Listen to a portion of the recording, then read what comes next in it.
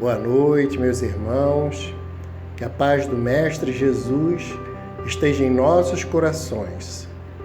Estamos dando início a mais uma reunião de estudo e tratamento espiritual à distância. Vamos pedir agora para o nosso irmão Gustavo fazer a leitura da nossa página de abertura da noite de hoje. Boa noite a todos, meus irmãos. A página de hoje ela foi extraída do livro Caminho, Verdade e Vida, psicografia do médium Francisco Cândido Xavier, editado pelo Espírito de Emmanuel. Ela tem como título Na Propaganda. Edir-vos-ão, ei-lo aqui ou ei-lo ali. Não vades, nem os sigais. Isso foi dito por Jesus e anotado por Lucas 17, 23. As exortações do Mestre aos discípulos são muito precisas para provocarem qualquer incerteza ou indecisão. Quando tantas expressões sectárias requisitam o Cristo para os seus desmandos intelectuais, é justo que os aprendizes novos, na luz do Consolador, medite a elevada significação deste versículo de Lucas. Na propaganda genuinamente cristã, não basta dizer aonde está o Senhor. Indispensavelmente é mostrá-lo na própria exemplificação. Muitos percorrem templos e altares procurando Jesus. Mudar de crença religiosa pode ser modificação de caminho, mas pode ser também continuidade na perturbação. Torna-se necessário encontrar o Cristo no santuário interior. Cristalizar a vida não é imprimir novas afeições exteriores, é reformá-la para um bem no âmbito particular. Os que afirmam apenas que de forma verbal que o Mestre se encontra aqui ou ali, arcam com profundas responsabilidades.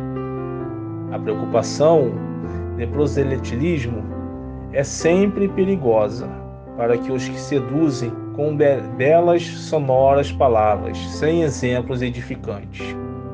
Os discípulos sinceros sabem que dizer é fácil, mas que é difícil revelar o propósito do Senhor na existência própria.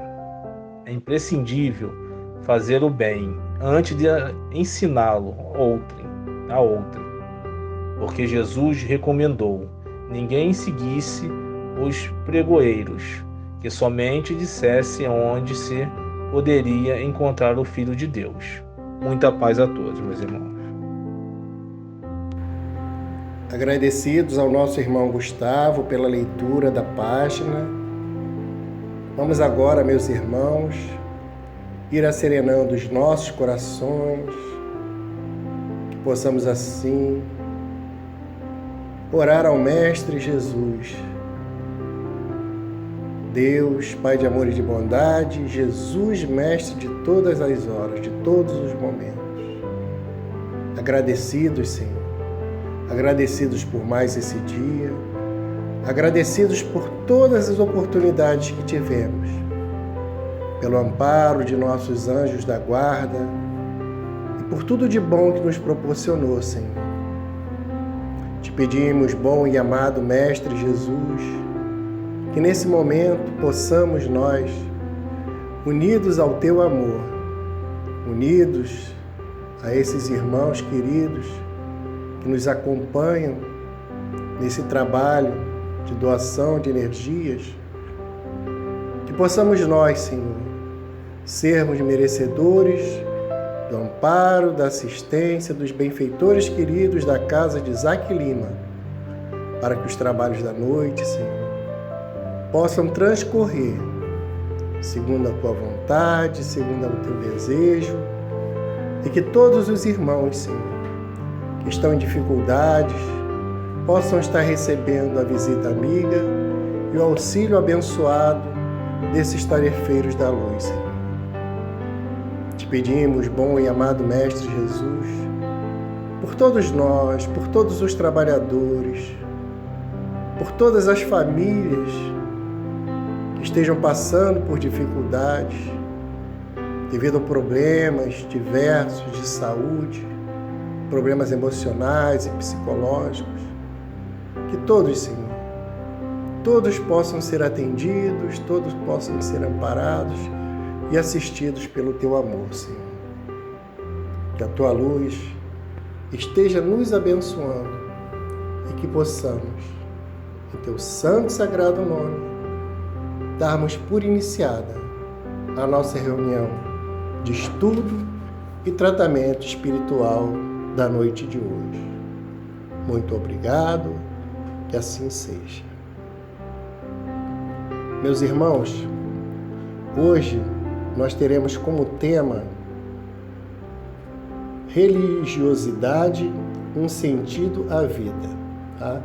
A referência é o Evangelho segundo o Espiritismo, capítulo 1, item 8. Tá? E quem vai nos trazer a palavra amiga da noite de hoje é nossa irmã Isilda. Muita paz a todos, com a palavra nossa irmã. Boa noite, meus irmãos. Muita paz a todos.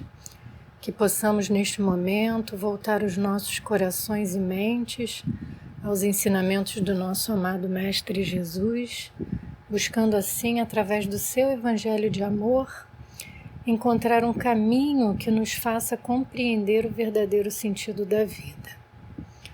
Hoje o nosso tema, como disse o nosso irmão João Luiz, é religiosidade, um sentido à vida, com referência no Evangelho segundo o Espiritismo, capítulo 1, item 8, que fala sobre a aliança da ciência e da religião.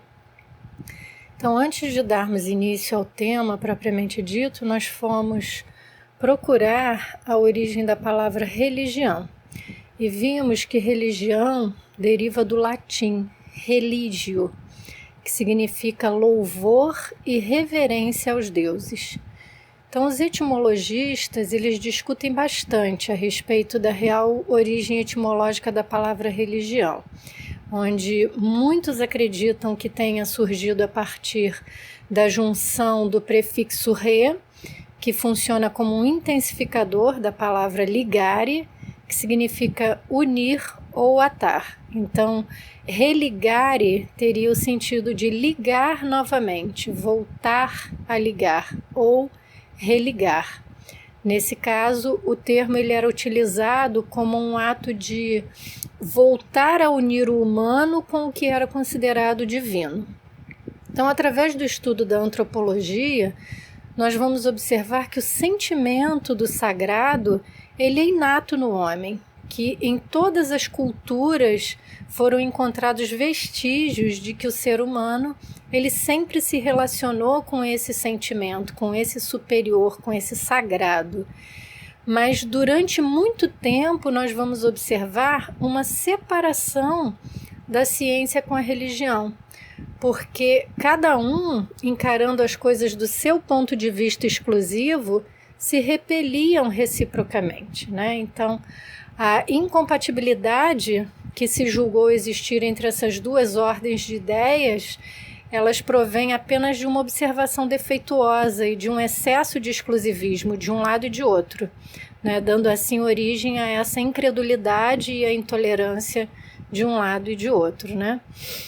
Então, com a vinda de Jesus, nós podemos aprender que a verdadeira vida não é a que transcorre na terra, mas sim a que é vivida no reino dos céus.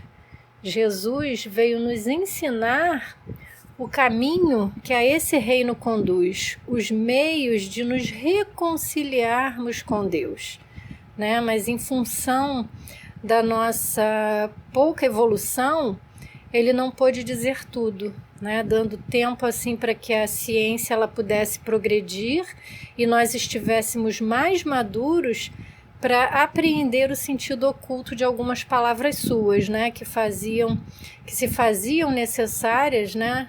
Novas ideias e novos conhecimentos que nos trouxessem essa chave, né? Indispensável para essa compreensão. Então, com a doutrina espírita, nós vamos observar que a ciência e a religião, elas são as duas alavancas da inteligência humana, onde uma revela as leis do mundo material e a outra as leis que regem o mundo moral. E tendo essas leis o mesmo princípio que é Deus, né, não poderiam então contradizer-se. Então são chegados os tempos em que os ensinamentos do Cristo, eles precisam ser completados. E aquele véu que foi intencionalmente lançado sobre alguns aspectos precisa ser levantado. Para isso a ciência ela precisa deixar de ser exclusivamente materialista, né, tendo que levar em conta o elemento espiritual, e a religião, por sua vez, deixando de ignorar as leis orgânicas e imutáveis da matéria, baseando-se na razão, elas possam assim apoiar-se uma na outra, né, como duas forças que são, marchando combinadas e prestando-se mútuo concurso. Nós vamos observar, vamos encontrar no livro O Consolador, né, na questão 260, Emmanuel fazendo uma interpretação da religião nas atividades da vida, né, em face da ciência e da filosofia, onde ele diz o seguinte: religião é o sentimento divino, cujas exteriorizações são sempre o amor, nas expressões mais sublimes, enquanto a ciência e a filosofia operam o trabalho da experimentação e do raciocínio, a religião edifica e ilumina os sentimentos. A ciência e a filosofia se irmanam na sabedoria, a religião personifica o amor, as duas asas divinas com que a alma humana penetrará um dia nos pórticos sagrados da espiritualidade. Nós vamos ver então que na fala de Emmanuel existe, né, a confirmação de que a ciência e a religião elas devem andar unidas para nos levar à nossa evolução espiritual, porque são as duas asas da intelectualidade e da moralidade necessárias para que nós possamos alçar voos rumo à perfeição. Mas ao longo dos tempos nós vamos ver uma deturpação na interpretação da religião, que passou a ser usada para interesses escusos, né, corrompendo assim os verdadeiros propósitos através das paixões pessoais, de interesses políticos, né, que fizeram com que a religião nem sempre pudesse atingir o seu objetivo de edificação e iluminação dos sentimentos.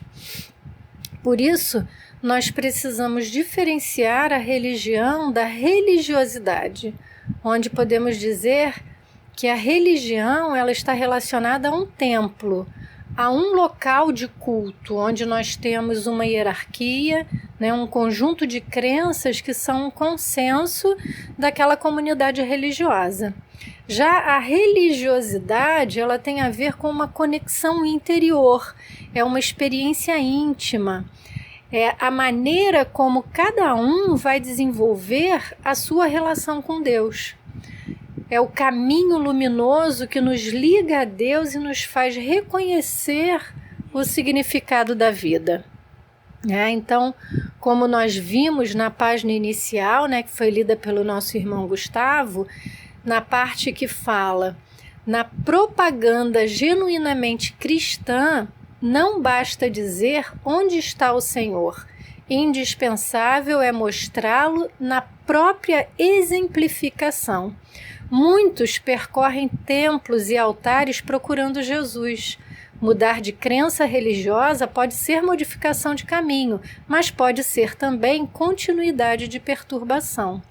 Torna-se necessário encontrar o Cristo no santuário interior. Cristianizar a vida não é imprimir-lhe novas feições exteriores, é reformá-la para o bem no âmbito particular.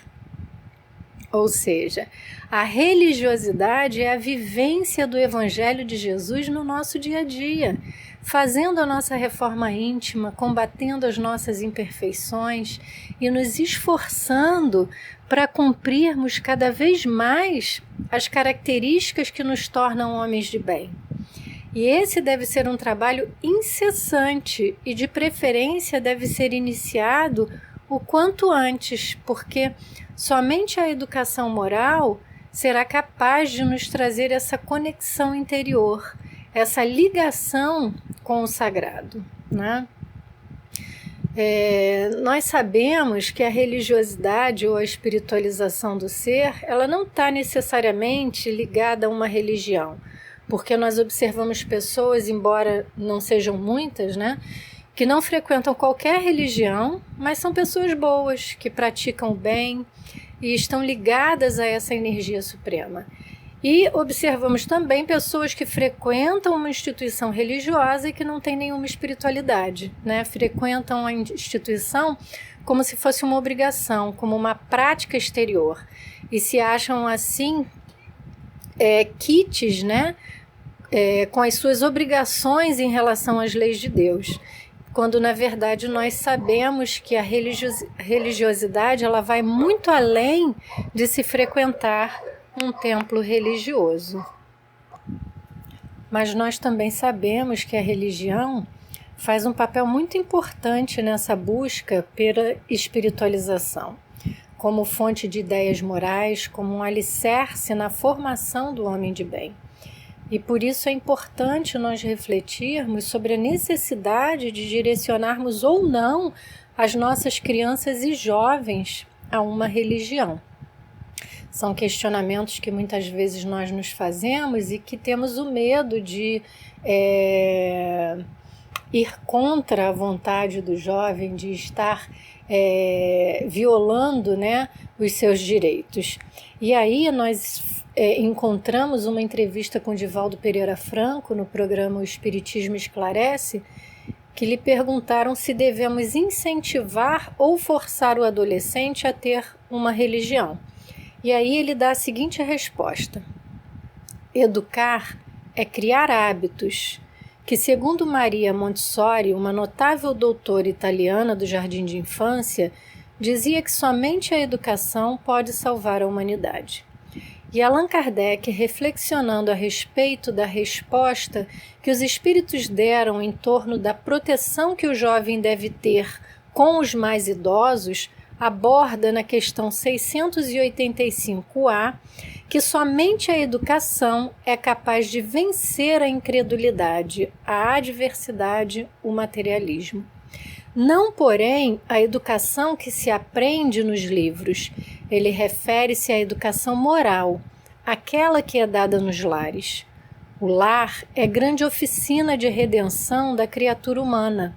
Se aos pais cabe a tarefa de fornecer a melhor alimentação, o melhor vestuário, os melhores relacionamentos, cabe-lhes também, na condição de pai ou de mãe, de educar o filho na religião que lhe diz respeito, deixando a liberdade de escolha a posteriori, quando chegue a época da razão. Muitos pais dizem que não gostariam de violentar o filho, deixando-o à vontade para escolher. Mas ele o obriga a tomar vacinas, ele o obriga a tomar medicamentos que evitam as enfermidades infecto-contagiosas, e se por acaso tem determinadas doenças, ele então impõe a necessidade de tratamentos cirúrgicos. Porque na hora do tratamento espiritual, ele deve ter uma liberdade que ainda não é compatível com o seu nível de raciocínio. Então, o impor, no caso, não é violentar a lei de liberdade, é estabelecer uma metodologia educacional para que o jovem possa ter elementos mais tarde, inclusive para divergir. Então, aos pais cabe a tarefa de levar os filhos à doutrina religiosa que lhes complementa a vida, e eles mais tarde optarão pelo melhor caminho a seguir. Nós então concluímos, né, que cabe aos responsáveis essa decisão da orientação religiosa, né?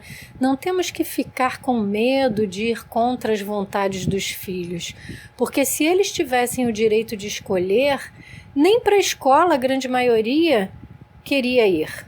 E entendemos que esse é um tipo de tema que não cabe escolha, porque ainda eles não têm a capacidade dessas decisões por falta de maturidade para poder saber o que é o melhor para as suas vidas. Então, os pais devem exercer esse papel, sim, importante na vida dos filhos.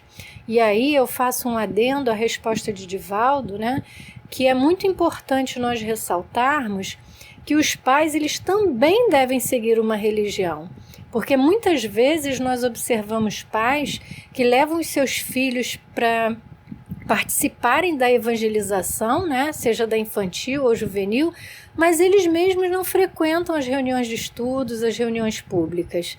É preciso ter em mente que os pais são os exemplos vivos para os filhos e têm a missão de orientar, de vivenciar os ensinamentos daquela religião para que os filhos tenham parâmetros e possam assim adquirir os elementos necessários para poderem caminhar com segurança, né? Naquele momento que já tiverem a capacidade de seguirem sozinhos.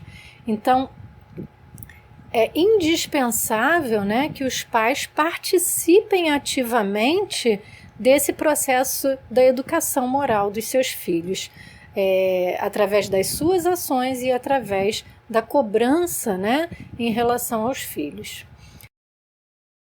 Então, a busca pela religiosidade, né, pela espiritualização, ela vai envolver valores, princípios, ética e moral que vão formar o alicerce das nossas vidas, para que possamos melhor conviver em sociedade e assim buscarmos a nossa evolução e a evolução do planeta em que nós vivemos, né? Não adianta acharmos que só pelo fato de frequentarmos uma instituição religiosa nós já estamos liberados de fazer a parte que nos cabe, né? Que temos a posse da verdade e que todos que pensam diferente devem ser ignorados e banidos das nossas vidas. Não. Ninguém acredite, né, que vai alcançar o reino de Deus sem a prática do amor ao próximo, porque a religião ela é importante para mostrar o caminho, as diretrizes, né, para essa caminhada segura. Mas a responsabilidade da exemplificação do amor e da caridade é de cada um de nós. E nem sempre essa caminhada ela é de flores. Muito pelo contrário, encontramos muitos espinhos que nós devemos aprender a arrancar com cuidado para nós não nos ferirmos, né? E podermos assim continuar. Mas sempre tendo em mente que o amai-vos uns aos outros é o aprendizado essencial no cumprimento das leis de Deus. Meus irmãos, como nós já nos aproximamos, né, do final da nossa reunião, nós vamos fazer a leitura de um texto do livro Jesus no Lar, para que fique gravado em nossas mentes o verdadeiro significado da religiosidade em nossas vidas. E a lição é a número 32 e tem como título A Fé Vitoriosa. Destacava André certas dificuldades na expansão dos novos princípios redentores de que o mestre se fazia emissário, e se referia aos fariseus com amargura violenta, concitando os companheiros à resistência organizada. Jesus, porém, que ouvia com imperturbável tolerância a argumentação veemente, asseverou tão logo se estabeleceu o silêncio. Nenhuma escola religiosa triunfará com o Pai, ausentando-se do amor que nos cabe cultivar uns para com os outros. E talvez, porque se manifestasse justificada a expectativa em torno dos apólogos que a sua divina palavra sabia tecer, contou muito calmo. Na época da fé selvagem, 3 homens primitivos, com as suas famílias, se localizaram em vasta floresta e, findo algum tempo de convívio fraternal, passaram a discutir sobre a natureza do Criador. Um deles pretendia que o Todo-Poderoso vivia no trovão. Outro acreditava que o Pai residisse no vento e o terceiro que ele morasse no sol. Todos se sentiam filhos dele, mas queriam a viva força a preponderância individual dos pontos de vista. Depois de ásperas altercações, guerrearam abertamente.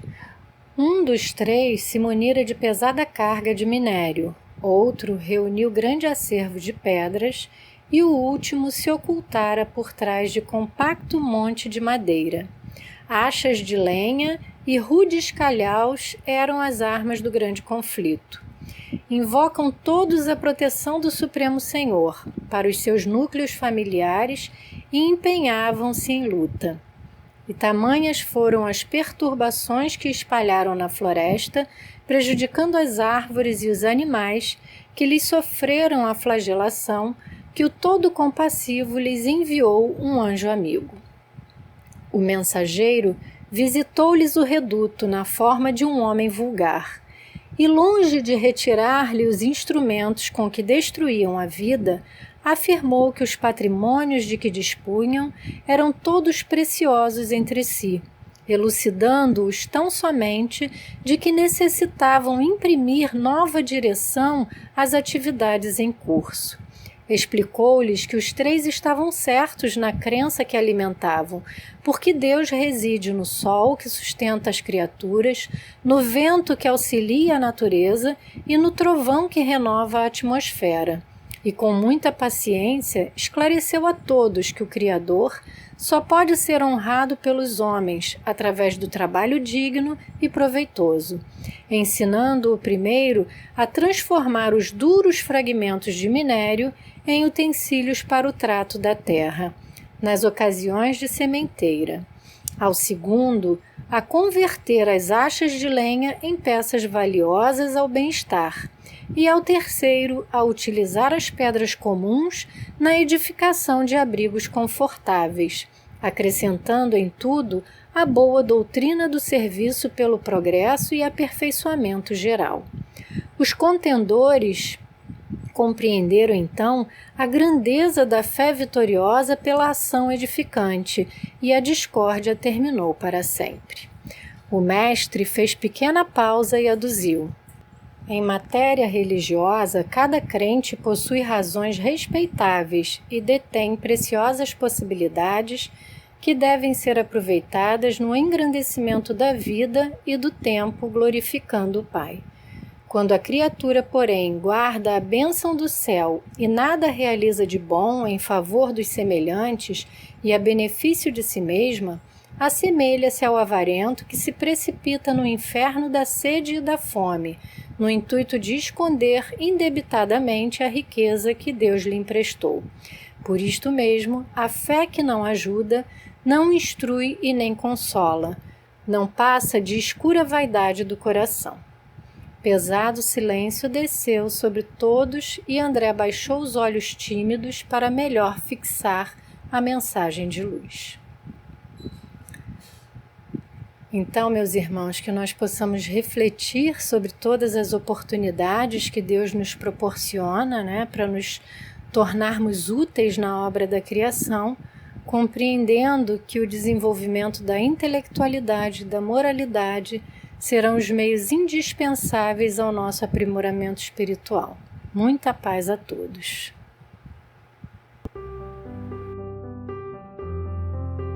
Agradecidos a nossa irmã Isilda pelas palavras de esclarecimento, pelas palavras, pelo estudo. Vamos então, meus irmãos, agora passar para a segunda parte da nossa reunião, tratamento espiritual à distância. Pedimos ao Mestre Jesus que possa estar nos envolvendo com o seu amor, com o seu carinho, e nos auxiliando a mantermos os nossos pensamentos elevados, possamos estar cultivando os melhores sentimentos para auxiliar nesse trabalho de doação de energia à distância. Que possam todos os irmãos em tratamento, bom e amado Mestre Jesus, estarem recebendo o auxílio abençoado que vem do alto, através dos tarefeiros do bem. Que possamos nós nos mantermos em irradiações durante todo o tempo da música, Senhor. para que o tratamento possa trazer o resultado desejado por todos nós. Bom e amado Mestre, que a tua paz, que o teu carinho, que o teu amor permaneça em nossos corações e que possamos assim começar as vibrações, começar as orações à distância. Muita paz a todos. Que assim seja.